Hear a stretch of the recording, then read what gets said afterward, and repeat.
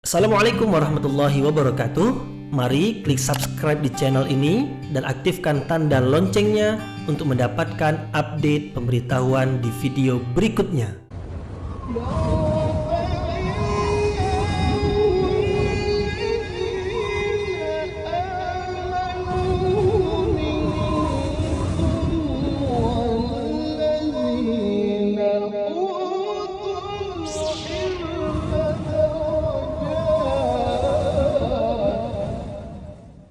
A'udzu billahi minasyaitonir rajim. Bismillahirrahmanirrahim. Assalamualaikum warahmatullahi wabarakatuh. Alhamdulillahi rabbil alamin wa bihi nasta'inu ala umurid dunya waddin. Nasta'inuhu wa nastaghfiruh wa na'udzu billahi min shururi anfusina wa min sayyiati a'malina. فمن يهده الله فلا مضل له ومن يضلل فلا هادي له أشهد أن لا إله إلا الله وحده لا شريك له وأشهد أن محمدا عبده ورسوله لا نبي بعده أما بعد. Kita bersyukur kepada Allah Subhanahu wa taala yang masih melimpahkan rahmat dan nikmatnya. Kita bersyukur dengan mengucapkan alhamdulillahi rabbil alamin. Kemudian tidak lupa pula bersalawat kepada Rasulullah dengan mengucapkan Allahumma salli ala Sayyidina Muhammad wa ala ali Sayyidina Muhammad, dan bersalam kepada Rasulullah dengan mengucapkan Assalamu alayka ya Rasulullah. Alhamdulillah kita dapat kembali meneruskan pengajian tafsir ayat-ayat suci Al-Quran yang insyaAllah kita akan teruskan kepada ayat yang ketiga dan keempat dari surah Yunus. Sebelum ini kita sudah mulai surah Yunus, yaitu ayat yang pertama dan ayat yang kedua tentang Al-Quran, yang merupakan ayat-ayat Allah, firman-firman Allah yang mengandung hikmah, yaitu firman-firman Allah yang Allah berfirman dengan ilmunya yang luas. Maka firman-firman Allah itu tepat pada tempatnya, menerangkan dengan tepat, menjelaskan dengan tepat. Apabila berupa aturan yang tepat, apabila berupa syariat yang tepat dan mendatangkan manfaat. Dan sudah kita terangkan sebelum ini tentang makna hikmah. Kemudian manusia di hadapan Al-Quran itu terbagi menjadi dua. Ketika Al-Quran diturunkan kepada Rasulullah dan Rasulullah menyampaikan kepada manusia, maka ada di antara manusia yang mau menerima Al-Quran. Ini adalah firman Allah, maka kita mempercayai Al-Quran sebagai firman Allah, mempercayai Nabi Muhammad sebagai Rasul Allah yang menyampaikan firman Allah, maka mereka adalah orang-orang beriman. Namun ada satu lagi golongan dari manusia tidak mau mempercayai Al-Quran itu sebagai firman Allah. Mereka juga tidak mau mempercayai Nabi Muhammad sebagai utusan Allah. Mereka menjadi heran. Keheranan mereka itu adalah Allah Maha Agung, Allah Maha Mulia. Apakah Allah yang agung, yang mulia itu mengirim seorang rasul dari kalangan manusia? Apalagi manusia yang diutus sebagai rasul itu adalah Muhammad, seorang anak yatim piatu, seorang yang miskin, seorang yang tak tahu tulis baca. Kami tak bisa terimalah kalau Rasul itu dari kalangan manusia, apalagi Muhammad. Maka Allah Subhanahu wa taala menerangkan dalam dua ayat yang akan kita pelajari ini, yaitu ayat yang ketiga dan keempat. Allah menerangkan tentang dirinya, yaitu Allah menerangkan tentang dirinya sebagai pencipta langit dan bumi ini, pencipta alam semesta. Apabila Allah pencipta alam semesta, bermakna Allah yang mengatur alam semesta. Nah, apabila Allah berkehendak di dalam mengatur alam semesta ini dengan mengutus seorang Rasul dari kalangan manusia, maka apa halangannya? Maka tidak ada hak bagi manusia untuk menjadi heran terhadap apa yang dilakukan oleh Allah berupa pengutusan seorang Rasul dari kalangan manusia. Ini makna ayat. Jadi ayat ini melanjutkan ayat yang sebelumnya. Apa hak kamu wahai manusia untuk heran pula apabila Allah mengutus seorang manusia sebagai Rasul kepadamu? Tidak ada hak kamu untuk heran kemudian menolak kerasulan manusia yang diutus oleh Allah. Apa sebab? Kamu dan alam semesta ini, langit dan bumi, adalah Allah yang menciptakan. Apabila Allah yang menciptakan, Allah boleh berkehendak apa saja ke atas ciptaannya. Maka semestinya kamu mengagungkan Allah yang berkehendak dengan kehendaknya yang mutlak. Bukan pula kamu memandai-mandai dengan menolak kehendak Allah, dengan menjadi heran pula. Itu kamu menentukan dengan dirimu, sementara kamu bukan pada posisi yang menentukan. Kamu wahai manusia adalah pada posisi yang menerima ketentuan Allah Subhanahu wa taala. Ini makna ayat. Bermakna kalau manusia berada pada posisi menerima ketentuan dan Allah memberi pilihan kepada manusia, kamu terima dengan beriman, kamu berhasil dalam ujian. Kamu tidak menerima, kamu memilih kekufuran, kamu gagal dalam ujian. Karena hidup di dunia ini adalah sebagai ujian. Pilih yang mana? Pilih beriman atau pilih kekufuran? Nah, Allah adalah penguasa di dunia ini, dunia sebagai ujian. Dan hidup ini bukan hanya di dunia, hidup ini juga ada di akhirat. Allah ciptakan dunia dengan menciptakan alam semesta ini, dan nanti Allah akan akhiri dunia ini dengan membinasakan alam semesta ini dengan kiamat. Maka hancur langit, hancur bumi.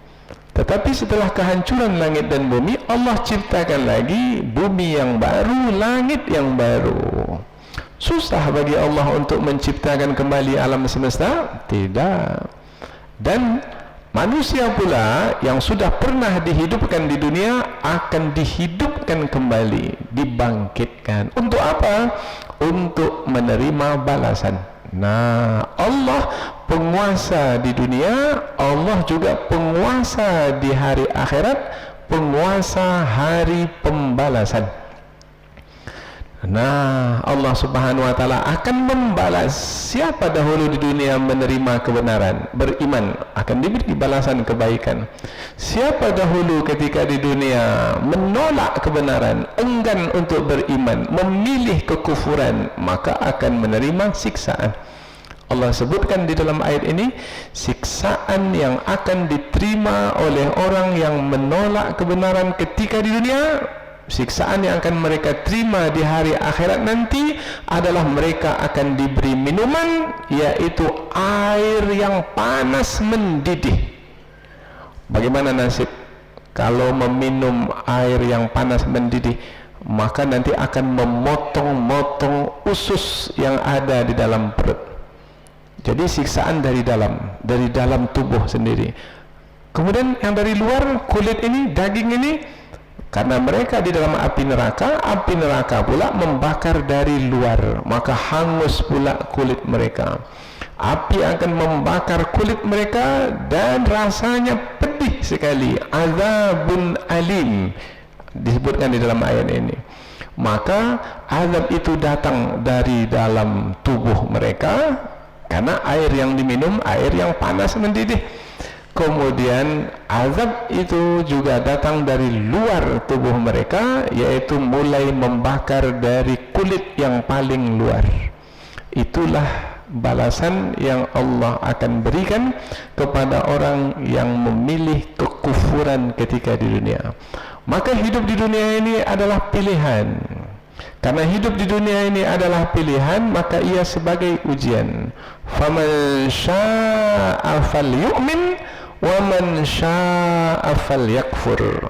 Ilmu sudah disampaikan, pengetahuan sudah didapatkan, wahyu Allah telah turun memberitahukan dengan jelas. Qad tabayyana ar-rusydu minal ghayy. Sudah nampak yang benar itu benar, yang salah itu salah, yang hak itu hak, dan yang batil itu batil. Pilih mana? Di sini ujian. Jadi hidup di dunia ini bukan sekedar bangun pagi, cari rezeki, makan, minum, kemudian berumah tangga, beranak cucu. Hidup bukan hanya setakat itu. Itu hewan pun juga begitu.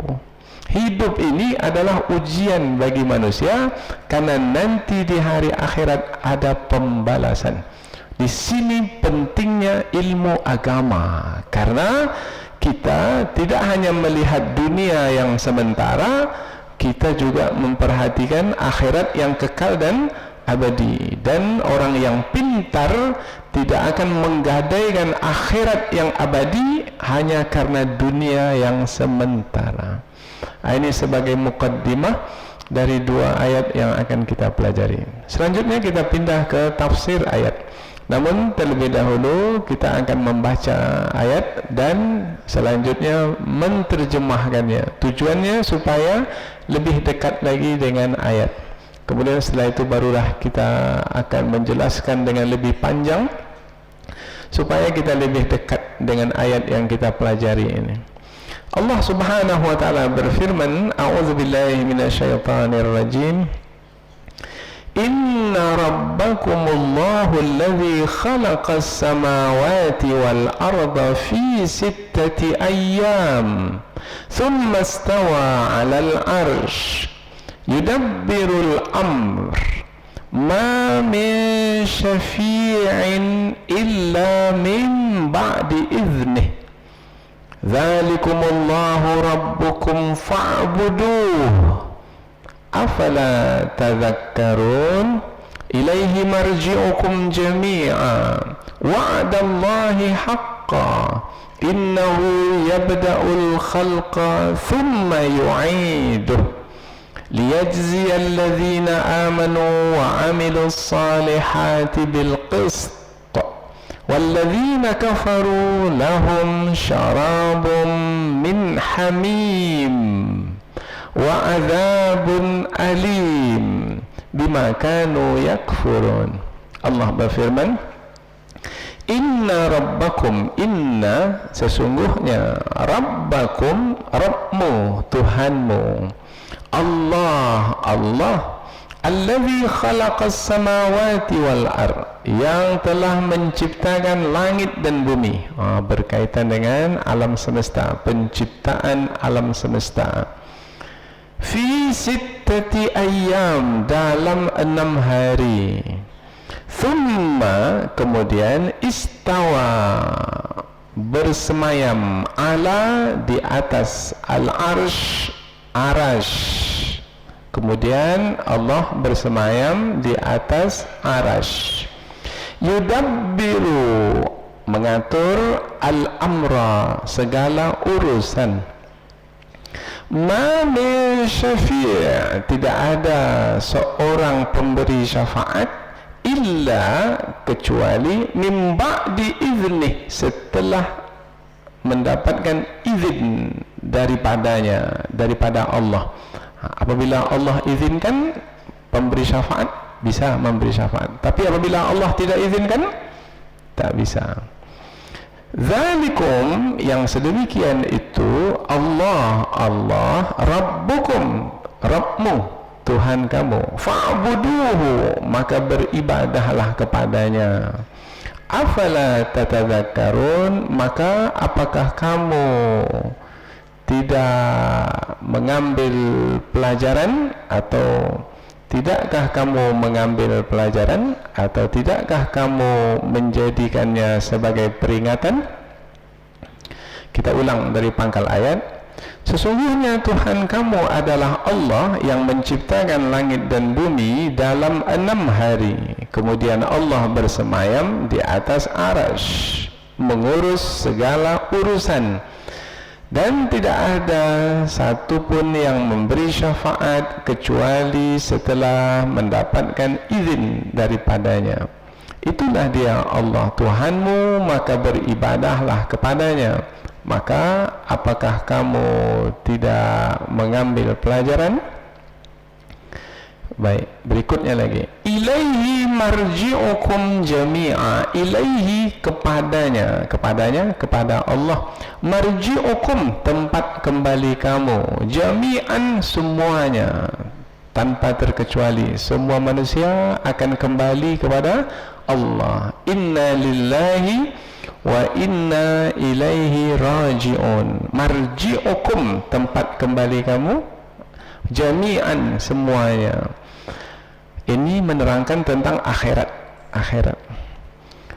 Wa'dallahi haqqa. Wa'da, janji Allah haqqa, benar. Janji Allah benar, yaitu adanya akhirat sebagai hari pembalasan. Innahu, sesungguhnya dia Allah, yabda'u, memulai, al-khalqa, penciptaan. Jadi memulai penciptaan kapan? Dahulu, di permulaan penciptaan Allah sudah mulai penciptaan ini. Kemudian sekarang ini berterusan sampai kapan? Sampai ditiup sangkakala, sampai kiamat. Kemudian nanti hancur, semua kemudian yu'iduh, mengembalikannya, yaitu dengan ditiup sangkakala sekali lagi, maka terciptalah bumi yang baru dan langit yang baru. Untuk apa Allah ciptakan langit dan bumi, kemudian manusia dibangkitkan? Liyajziya, supaya Allah memberikan balasan alladzina amanu, kepada orang-orang yang beriman, wa amilus salihat, dan beramal saleh, bil qist, dengan adil, sempurna. Buat sebanyak mana amal saleh, sebanyak itu akan menerima balasan, tidak akan dikurangi sedikit pun. Walladzina kafaru, dan adapun orang-orang kafir, lahum, bagi mereka, syarabun, minuman, min hamim, dari air yang mendidih, wa azabun alim, dan azab yang pedih, bima kanu yakfurun, disebabkan karena mereka dahulu kufur, mengkufuri kebenaran, menutupi kebenaran, menolak kebenaran.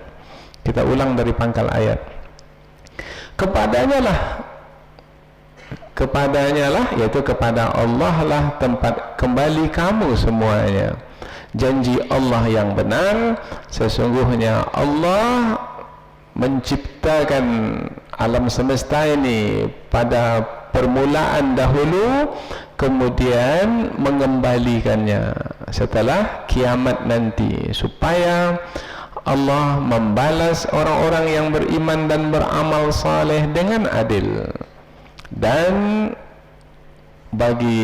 orang-orang yang kafir, bagi mereka minuman dari air yang mendidih dan azab yang pedih, disebabkan karena dahulu mereka itu kafir, yaitu mengkufuri kebenaran, menolak kebenaran. Inilah dia dua ayat yang akan kita pelajari, yaitu Allah Subhanahu wa Ta'ala menerangkan tentang dirinya, diberitahukan, dijelaskan melalui dua ayat ini. Wahai manusia, aku adalah yang menciptakan langit dan bumi. Kemudian aku adalah yang telah menurunkan Al-Quran yang isinya di dalam adalah syariat, yaitu sebagai aturan yang mesti kamu ikuti. Maka ikuti aturan yang ada dalamnya. Ada perintahku, buat. Ada laranganku, tinggalkan. Menjalankan perintah Allah dan meninggalkan larangan Allah, itu maknanya beribadah kepada Allah. Dan kamu wahai manusia, tidaklah kuciptakan kamu, dan bukan hanya kamu, jin juga, dan tidaklah aku ciptakan jin dan manusia melainkan untuk beribadah kepadaku, maka beribadahlah kamu kepadaku. Hidup di dunia ini adalah untuk beribadah, maka hendaknya kamu mendapat pelajaran. Nah, itu di ayat yang ketiga. Kemudian di ayat yang keempat, Allah Subhanahu wa taala menjelaskan apapun yang dipilih oleh manusia akan dibalas nanti di hari pembalasan, yaitu hari akhirat. Maka siapa yang beriman mendapatkan balasan kebaikan, siapa yang kafir akan mendapatkan siksaan. Itu tanda keadilan Allah Subhanahu wa taala, itu janji Allah yang pasti akan ditunaikan, pasti. Maka kita pun mesti menjalani hidup ini dengan pasti-pasti pula, karena sesuatunya sudah dipastikan oleh Allah. Maka jangan sampai lalai ketika menjalani hidup ini. Pastikan setiap apa yang kita buat itu adalah dalam kerangka membuktikan keimanan, tidak? Kalau iya, beruntung, kalau tidak, merugi. Nah, dan kita mohon kepada Allah Subhanahu wa taala, mudah-mudahan Allah senantiasa mengokohkan kaki kita ini di atas jalan yang lurus, yaitu agama Islam yang benar ini. Ihdinas siratal mustaqim. Ya Allah, tunjukilah kami dan tetapkanlah kaki kami di atas jalan yang lurus sampai kami mati. Dan jangan matikan kami kecuali kami mati dalam keadaan beriman, beragama Islam. Wala tamutunna illa wa antum muslimun. Jangan kamu mati melainkan kamu dalam keadaan beragama Islam. Ini kita harapkan sekali, karena di hari akhirat kita hanya akan menerima balasan. Karena hari akhirat itu adalah hari pembalasan. Kembali ke ayat sebelum ini, maka perhatikan Al-Quran yang telah diturunkan, dan percayalah, ikutilah Rasul yang telah diutus. Nah, itu dah dia kaitan antara dua ayat ini dengan dua ayat yang sebelumnya. Baik, selanjutnya kita pindah ke tafsir ayat, yaitu penjelasan yang lebih panjang dari ayat. Jadi dua ayat ini tentang Allah yang berkuasa di dunia ini, Allah yang berkuasa di akhirat nanti. Pada ayat yang ketiga, yaitu ayat yang pertama dari dua ayat yang kita pelajari dalam kesempatan ini, Allah Subhanahu wa taala langsung menerangkan tentang dirinya dengan penekanan, dengan penegasan, tegas. Inna rabbakum, sesungguhnya Tuhan kamu. Yang berfirman siapa? Allah. Allah berfirman menerangkan tentang dirinya supaya manusia tahu. Manusia yang tak tahu, dengan pemberitahuan Allah maka menjadi tahu. Jadi jangan sampai tak tahu lagi tentang Allah, karena ada orang yang menuhankan selain Allah. Ini tak tahu dia tentang Allah, Tuhan yang sebenarnya. Ada yang menuhankan berhala, ada yang menuhankan pohon besar, gunung besar, apalagi ada yang menuhankan jin dengan mengatakan hantulah, jembalanglah, menuhankan selain Allah. Itu adalah kemusyrikan. Tak tahu tentang Tuhan. Allah Subhanahu wa taala memberitahukan Tuhan yang sebenarnya. Tuhan adalah inna rabbakumullah. Tuhan yang sebenarnya, Tuhan sesungguhnya Tuhan kamu adalah Allah. Disebut nama Allah. Allah itu Tuhan. Latta itu bukan Tuhan. Uzza itu bukan Tuhan. Apalagi yang sebut oleh manusia selain Allah, itu bukan Tuhan. Tuhan kamu adalah Allah. Penggunaan kata Allah kepada Allah atau penggunaan nama Allah, yaitu Allah, itu hanya kepada Allah saja dan tak pernah dipakaikan kepada selain Allah. Maka nama Allah ini disebut dengan lafaz keagungan, lafzul jalalah, lafaz keagungan. Dan ini hanya dipakaikan kepada Allah Subhanahu wa taala, tak pernah dipakaikan kepada selain Allah. Allah langsung menyebut namanya yang agung, inna rabbakum, sesungguhnya Tuhan kamu Allah.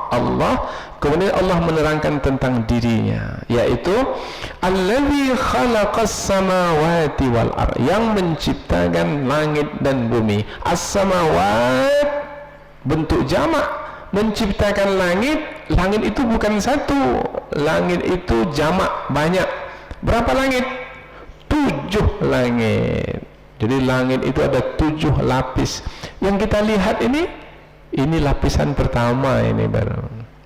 Rasulullah ketika Mi'raj menembusi 7 lapis langit. Langit pertama, kedua, ketiga, keempat, kelima, keenam, ketujuh. Di langit yang ketujuh ada satu tempat beribadahnya para malaikat.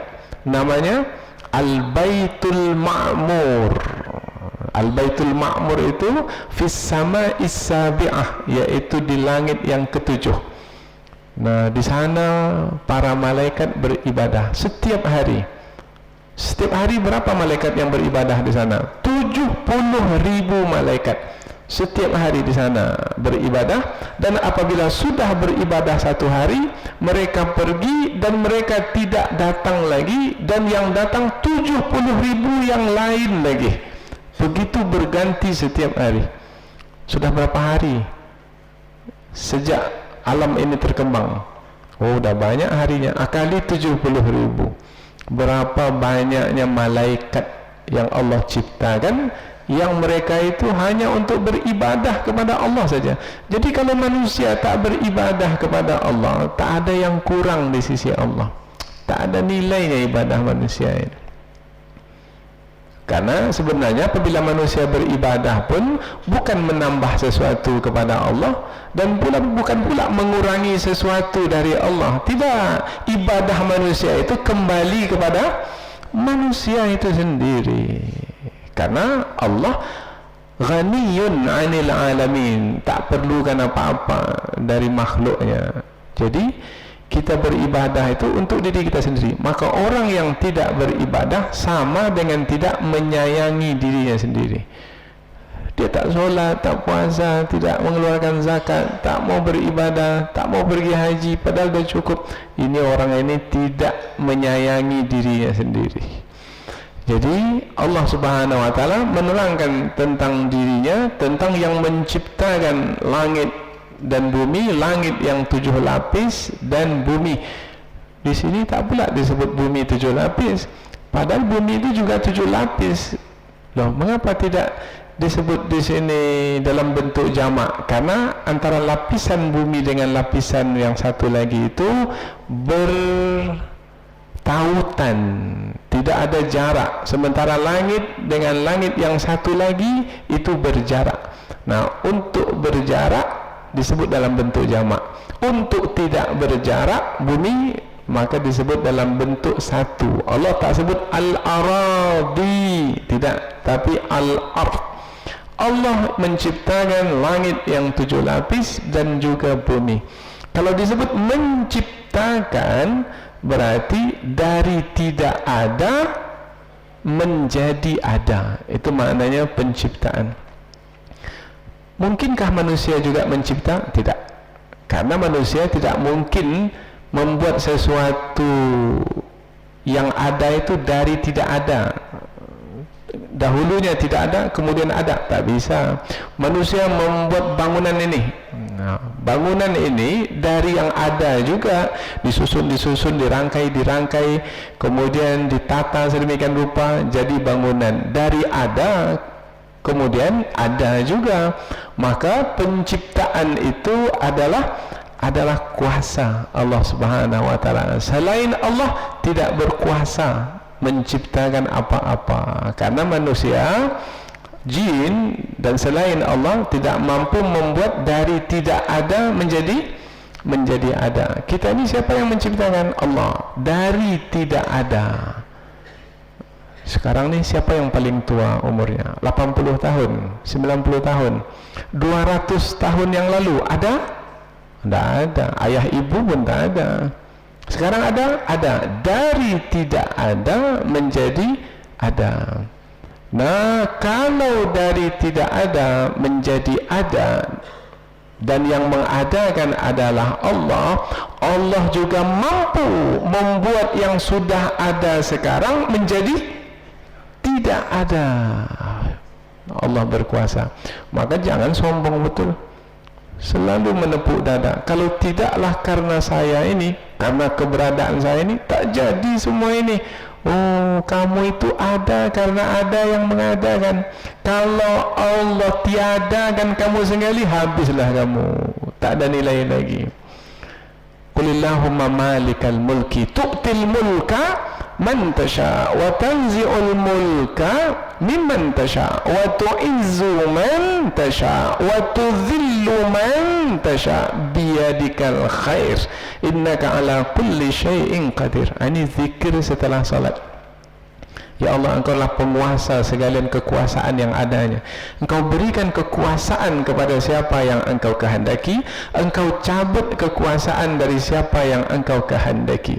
Engkau muliakan siapa yang Engkau kehendaki. Engkau hinakan siapa yang Engkau kehendaki. Di tanganmu segala kebaikan, dan Engkau ya Allah maha berkuasa atas segala sesuatu. Jadi di awal ayat ini Allah menerangkan tentang dirinya, penguasa alam semesta ini, sebab Allah lah yang menciptakan alam semesta ini. Yang menciptakan memiliki, yang memiliki berkuasa. Inna rabbakum, sesungguhnya Tuhan kamu Allah alladzi khalaqas samawati wal ard, yang telah menciptakan langit dan bumi dari tidak ada menjadi ada, fi sittati ayyam, dalam 6 hari.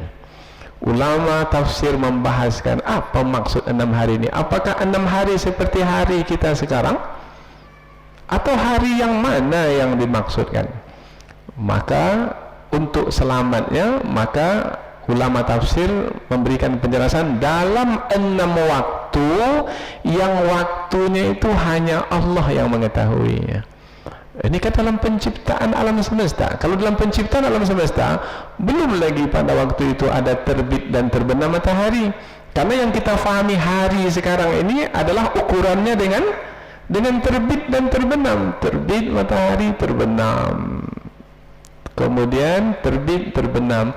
Dengan terbit terbenamnya matahari ini, maka kita sebut ini 1 hari 1 malam. 1 hari 1 malam, 1 hari 1 malam, berarti dah 2 hari, 3 hari, 4 hari, 7 hari, kita sebutlah seminggu, kemudian sebulan, kemudian setahun. Ini hitungan hari yang kita fahami sekarang. Tapi dahulu, pada awal-awal dahulu, kan belum lagi seperti sekarang. Maka bagaimana memahami 6 hari yang disebutkan di dalam ayat ini supaya lebih selamat? Maka kita katakan 6 hari yang panjang waktunya itu hanya Allah yang mengetahui. Tak perlu pula kita mengkaji 6 hari yang mana, untuk apa, mengetahui terperinci seperti itu untuk apa. Yang penting adalah Allah telah menciptakan langit dan bumi ini dalam 6 hari untuk menerangkan tentang keagungan dirinya, kebesaran dirinya. Supaya jangan menolak kebenaran, jangan menolak Al-Quran, jangan menolak Nabi Muhammad yang diutus. Nah, itu kaitannya dengan ayat sebelum ini. Tsumma stawa 'alal 'arsy, kemudian Allah bersemayam di atas arsy. Setelah Allah menerangkan tentang kebesarannya yang menciptakan langit dan bumi dalam 6 hari, kemudian Allah menerangkan tentang dirinya yang bersemayam di atas arsy. Ayat ini menjadi ayat yang diperbincangkan oleh para ulama, dan ulama pun berselisih karena ayat ini adalah ayat mutasyabihat, ayat berkaitan dengan sifat Allah. Allah bersemayam di atas arsy. Yang dibicarakan adalah Allah yang bersemayam di atas arsy. Apabila yang dibicarakan Allah, akal kita ini tak mampu untuk memahami tentang Allah. karena sifat Allah itu sempurna. Maka memahami ayat yang seperti ini mesti melalui ayat laisa kamitslihi syai'. Allah tidak serupa dengan apapun. Karena kita boleh saja mengatakan saya duduk di atas kursi, raja bertahta di atas singgasana. Itu kepada makhluk kita bisa faham, tetapi apabila dipakaikan kepada Allah, Allah bersemayam di atas arsy, akal kita ini tak mampu untuk memahami. Maka jangan paksa-paksakan akal untuk memahami. Lalu bagaimana? Sudah kita percaya dengan ayat ini, yaitu ayat yang menerangkan Allah bersemayam di atas arsy. Seperti apa Allah bersemayam? Sesuai dengan kemahaagungan dan kemahabesaran Allah Subhanahu wa taala. Karena akal kita tak mampu untuk memahami. Nah, ini sikap yang selamat ketika kita mengkaji ayat-ayat yang berkaitan dengan sifat-sifat Allah, ayat-ayat mutasyabihat. Ada yang terperangkap kepada menjelaskan ayat ini dari sisi makna bahasa, karena istawa maknanya istaula, makna istawa ada yang mengatakan jalasa berarti duduk. Maka bahasa, dari sisi bahasa duduk. Nah, kita memahami pada makhluk. Nah, ketika kita memahami kata duduk pada makhluk, kemudian tidak kita beri ketegasan tadi Allah tidak serupa dengan makhluknya, bisa terperangkap menyerupakan Allah dengan makhluk. Itu sudah tercemar akidahnya. Maka kita cepat menyebut bahwasanya ketika kita berjumpa dengan ayat-ayat mutasyabihat, ayat-ayat yang berkaitan dengan sifat-sifat Allah, Allah adalah yang memiliki sifat sempurna, maka tidak akan mungkin kita dapat memahami sifat Allah yang sempurna dengan akal kita yang terbatas, seperti mana kita memahami sifat yang ada pada manusia. Jangan katakan pula Allah bersemayam di atas arsy seperti raja bersemayam di atas singgahsananya. Itu sudah musyabbihah, yaitu menyerupakan Allah dengan makhluk. Nah, itu adalah kesesatan. Maka tahan-tahan diri, jangan kaji lebih mendalam lagi, karena akal kita tak mampu untuk mengkaji lebih lanjut tentang kemahasempurnaan Allah Subhanahu wa taala. Bahasa pendeknya tahu diri aja lah. Nah, jadi yang mengaji-ngaji lebih yang dia tak punya ilmu cukup, itu sama dengan memanah di malam yang kelam, memanah sasaran di malam yang kelam. Salah panah nanti, maka nanti boleh membawa kepada kesesatan. Maka dahulu para ulama salaf dan para sahabat menahan diri, tak mau bertanya tentang ayat-ayat mutasyabihat ini. Maka wassu'alu anhu bid'ah, yaitu menanya sesuatu yang tentang ini, itu adalah perkara yang baru, yang diada-adakan. Maka tahan diri. Yang penting adalah meyakini kemahaagungan Allah, kemahabesaran Allah yang menciptakan alam semesta ini dalam 6 hari. Mengapa disebut dalam 6 hari? Bukankah Allah bisa menciptakan alam semesta ini dalam masa 1 detik umpamanya? Innama amruhu idza arada syai'an ayyaqula lahu kun fayakun. Mengapa Allah tidak ciptakan alam semesta ini langsung 1 detik? Maka dalam tafsir disebutkan tujuannya adalah untuk menerangkan tentang ketelitian, kesungguhan. Kamu wahai manusia, kalau bekerja maka teliti sungguh-sungguh. Kalau teliti sungguh-sungguh memerlukan waktu 4-5 hari, Ustaz, tak mengapa, yang penting teliti dan sungguh-sungguh. Mengerjakan 5 menit, 10 menit kemudian selesai, tapi tidak teliti, nah kurang manfaatnya, sia-sia nanti, karena mungkin tidak akan mendatangkan manfaat. Maka Contohlah perbuatan Allah Subhanahu wa taala apabila Allah menciptakan alam semesta ini dalam 6 hari, yaitu memerlukan waktu untuk menciptakan alam semesta ini, maka kita pun juga ambillah waktu agak panjang sedikit untuk melakukan perbuatan. Tujuannya adalah supaya perbuatan kita lebih teliti dan kita lebih sungguh-sungguh dalam melakukan perbuatan. Innallaha yuhibbu idza amila ahadukum amalan ayyutkinahu. Allah ingin apabila kamu itu melakukan amalan, lakukan amalan itu dengan teliti, dengan sungguh-sungguh. Mau berhasil dalam waktu yang singkat, tak jadi berhasil. Umpamanya ada salah seorang peneliti korma. Korma biasanya tumbuh di negeri Arab sana, di Timur Tengah sana. Di tempat kita ini tak tumbuh, ada tumbuh tak berbuah. Tapi ada seorang peneliti dari negara tetangga, 6 tahun lamanya meneliti korma. Pada kali pertama berbuah, buahnya kecil-kecil, diteliti lagi, macam mana ini?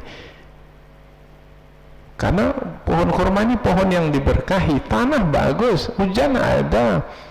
Mengapa buahnya kecil-kecil? Diteliti, kemudian berbuah lagi, sudah besar-besar, tapi kurang manis. Teliti lagi, 6 tahun lamanya baru berhasil dalam penelitian kormanya berbuah besar dan manis. Nah, ini perlu waktu. Maka contohlah sabar dalam beramal, karena ada manusia tak mau dia lama-lama. Sudah 6 bulan belajar bahasa Arab tak pandai-pandai. Sudahlah, tak perlulah belajar bahasa Arab lagi. Enggak, tak bisa 6 bulan 6 tahun, tak bisa 6 tahun 60 tahun. Dah meninggal dulu. Yang penting belajar. Waktu itu kita jalani saja. Kesungguhan, ketelitian. Yudabbirul amr, dan Allah mengatur segala urusan. Yudabbir fi'il mudhari'. Fi'il mudhari' ini kata kerja bentuk sekarang dan berterusan hingga ke masa yang akan datang. Allah mengatur alam semesta dari dulu hingga sekarang dan sampai kapanpun. Yudabbir, Allah senantiasa mengatur. Kita dalam mengatur, ketika kita bangun kita bisa mengatur, ketika kita sudah tidur masih bisa juga mengatur lagi. Jangankan tidur, ketika mengantuk pun tak bisa mengatur lagi. Nah, menulis itu sudah tak lurus lagi, tak tepat lagi, karena kita ini memiliki sifat kekurangan. Allah memiliki sifat kesempurnaan dalam mengatur segala urusan. Al-amra, pakai alif lam di sini menunjukkan maknanya semua urusan Allah yang mengatur. Menghidupkan, mematikan Allah, memberikan rezeki, menahan rezeki Allah, menggembirakan, menyedihkan Allah, memenangkan, mengalahkan Allah. Semua Allah yang mengatur segala urusan. Nah, jadi kalau tak bisa atau merasa terbeban dalam melakukan satu urusan, serahkan kepada Allah. Serahkan setelah kita berusaha, serahkan, kemudian berdoa, ya Allah, uruslah urusan yang aku ini tak mampu untuk mengurusnya. Anak di depan kita, kita bisa urus di depan kita, itu pun tak sempurna pengurusan kita. Tapi ketika anak sudah pergi berangkat ke luar negeri sana, jauh dari kita, masih bisa mengurus anak yang di sana? Tidak. Siapa yang bisa mengurus anak kita yang di sana? Allah. Serahkanlah anak itu kepada Allah. Ya Allah, anakku dah pergi sekarang ini, aku tak bisa lagi mengurusnya, ku serahkan kepadamu ya Allah untuk mengurus anakku itu. Kemudian Allah menerangkan tentang dirinya, maka semakin nampak jelas kedudukan Allah yang maha tinggi, yang maha agung, yang mengurus alam semesta ini. Ma min syafi'in illa min ba'di idnih. Tidak ada satu pun yang memberi syafaat kecuali apabila Allah telah memberi izin kepadanya. Allah izinkan, maka bisa memberi syafaat. Siapa yang bisa memberi syafaat nanti di hari akhirat? Rasulullah. Siapa lagi? juga umpamanya anak yang hafal Al-Quran 30 juz. Siapa lagi? Siapa juga dari kawan-kawan kita juga bisa memberi syafaat. Ya Allah, dulu sahabatku sama-sama mengaji ketika di dunia, tapi tak nampak mereka di dalam surga ini. Rupanya kawannya itu masuk dalam neraka. Bisakah dia menarik kawannya itu? Bisa dengan syafaat. Tetapi Allah Allah akan barulah dia bisa memberikan syafaat apabila Allah mengizinkannya. Itu bahasa yang lebih mudah. Seperti ini sama dengan ayat di dalam ayatul kursi. Man dzalladzi yashfa'u 'indahu illa bi'izni. Tidak ada siapa yang bisa memberikan syafaat kecuali Allah izinkan. Allah izinkan memberi syafaat. Jadi Rasulullah yang sudah setinggi itu kedudukannya, dan Rasulullah ada sebagai pemberi syafaat, tidak akan memberi syafaat kecuali setelah Allah mengizinkannya. Bermakna nampaklah keagungan dan kebesaran Allah yang menentukan segala sesuatu di dunia dan di akhirat. Biasanya kata syafaat itu adalah asy-syafi', genap, maknanya adalah yang menggenapkan kekurangan. Umpamanya kita ini hanya mampu bisa bawa barang 40 kg, 40. Kemudian setelah kita belanja di pasar, rupanya barang yang kita beli banyak beli itu rupanya 60 kg. Bisa kita bawa? Tidak bisa. Bagaimana supaya terbawa juga yang 60 ini? Maka perlu syafi', yaitu yang membantu kita. Nah, kita bisa 40, maka nanti akan ada yang membantu. Biar saya bawakan lagi yang 20 lagi. Ini namanya syafi'. Kita dengan amal kita tak cukup untuk masuk ke surga. Setelah ditimbang tak cukup untuk masuk surga, kurang. Kalau kurang tak bisa masuk surga, kemana masuk terlebih dahulu? Ke neraka. Allah, kita tak mau masuk neraka. Bagaimana juga supaya bisa masuk ke surga? Supaya bisa juga masuk ke surga, maka kita perlu bantuan dari syafi' yang memberi syafaat. Siapa yang memberikan syafaat? Rasulullah. Bagaimana supaya dapat syafaat dari Rasulullah? Banyak bersalawat dan bersalam kepada Rasul. Ini makna ayat. Jadi apabila Allah yang menentukan dengan izinnya, baru pemberi syafaat itu bisa memberi syafaat, maka nampaklah tingginya kedudukan Allah Subhanahu wa ta'ala. Jadi ayat ini ayat yang menerangkan tentang Allah. Berarti ini ayat tauhid ini. Ayat untuk mengokohkan akidah. Dzalikumullahu rabbukum. Itulah dia Allah Tuhanmu. Setelah mengenal Allah, pencipta alam semesta, yang mengatur alam semesta di dunia dan di akhirat, fa'buduh. Allah perintahkan, maka beribadahlah kepadanya. Ini maknanya adalah setelah manusia itu mengenal Allah sebagai Rabb, manusia juga mesti mempercayai Allah sebagai ilah. Maka ada istilah tauhid rububiyah, tauhid uluhiyah, yaitu apabila kita mempercayai hanya Allah yang mencipta, mengatur alam semesta ini, maka hanya Allah pula yang diibadati. Apa makna ibadah ini? Tunduk dan patuh kepada Allah. Siapa yang memerintah? Allah. Patuh kepada perintah Allah. Tak ada di sana perintah selain perintah Allah. Kalaupun ada di sana perintah selain perintah Allah, mesti sesuai dengan perintah Allah.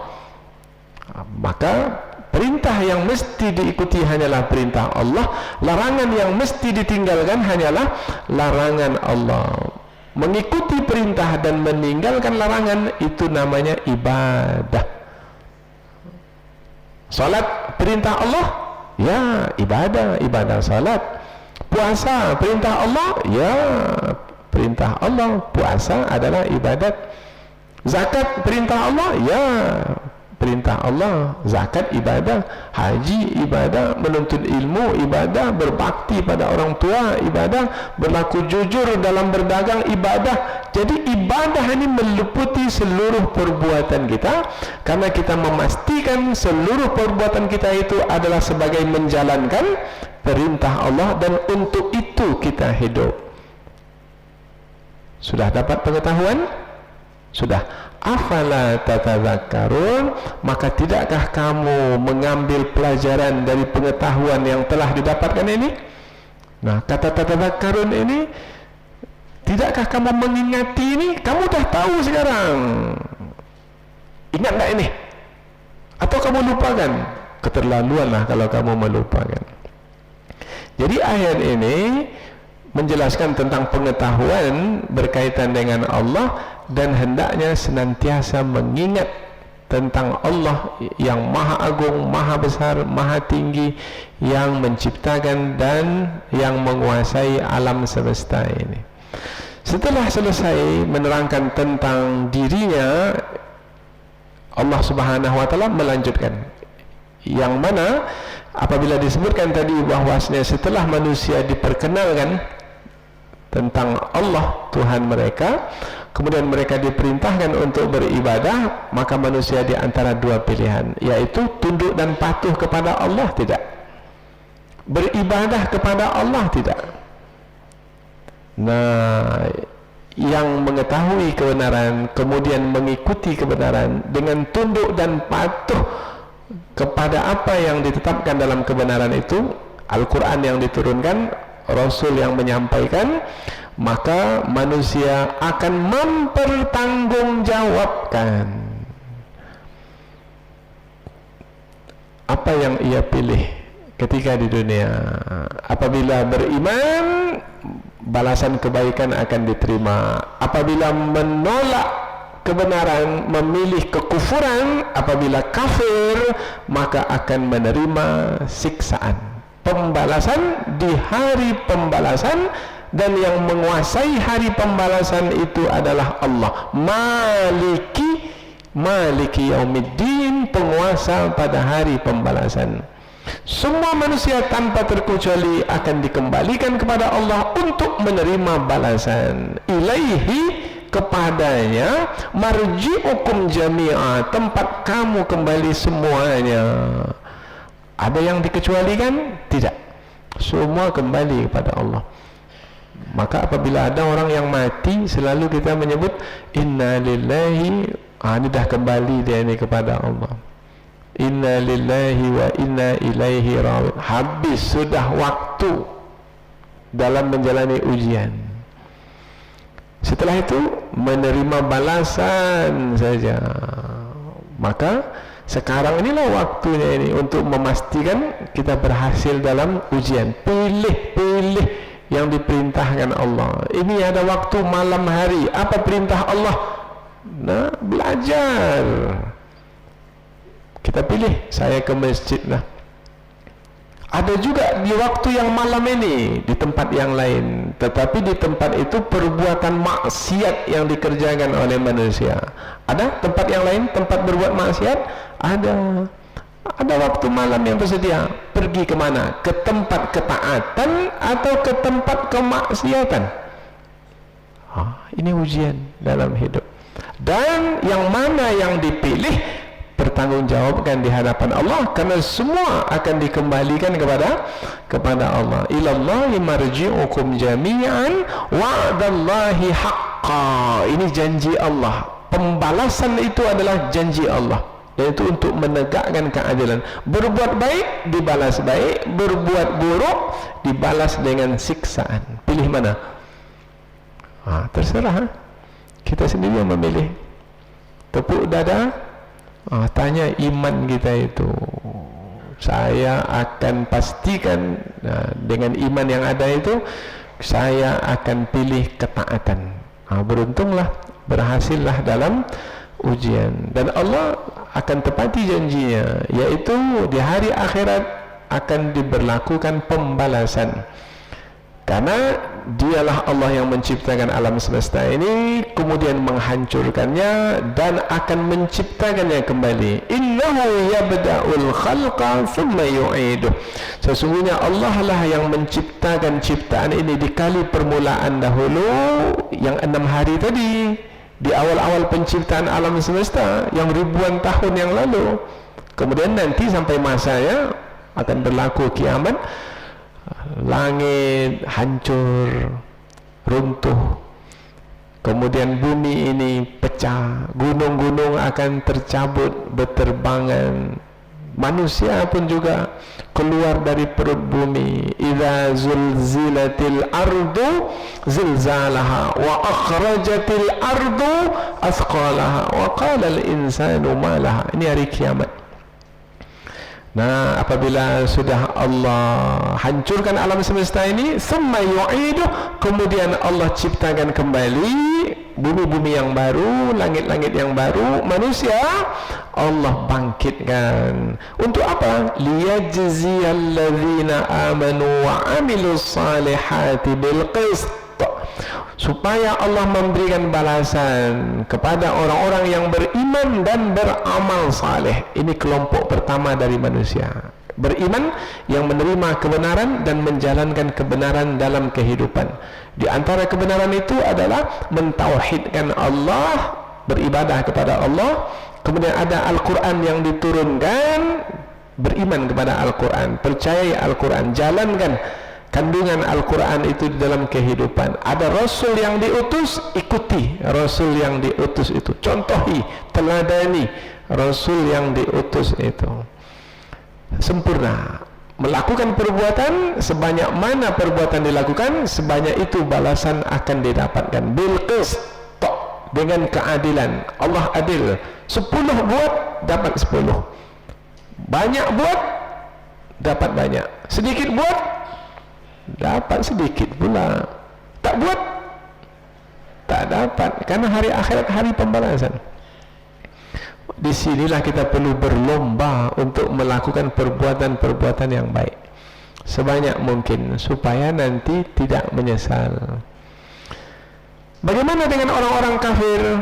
Tadi kelompok pertama orang-orang beriman, orang-orang kafir, walladzina kafaru lahum, dan orang-orang kafir bagi mereka syarabun min hamim, minuman dari air yang mendidih. Minum karena haus, apabila haus minum juga dengan harapan minuman itu bisa melepaskan dahaga, menghilangkan haus.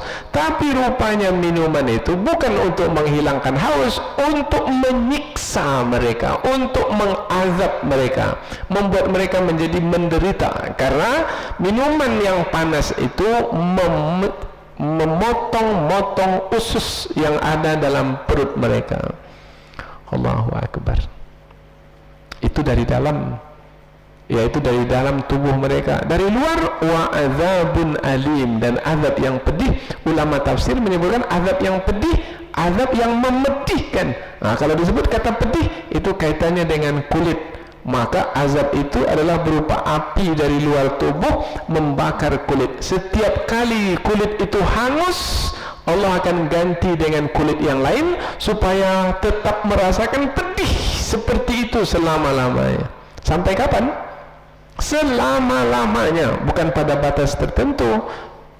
Hal itu disebabkan karena dimakanu yakfurun, disebabkan karena apa-apa yang telah mereka kufuri ketika di dunia. Oh, hidup di dunia ini ujian.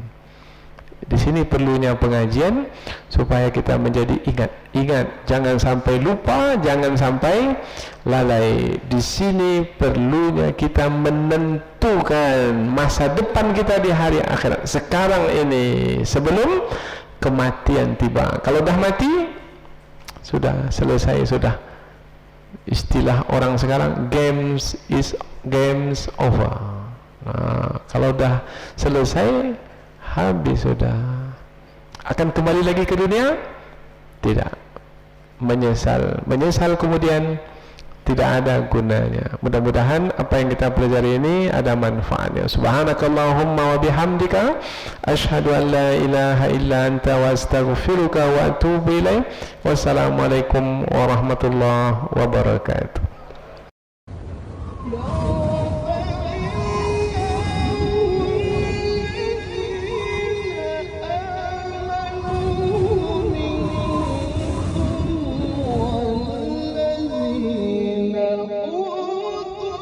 الرحيم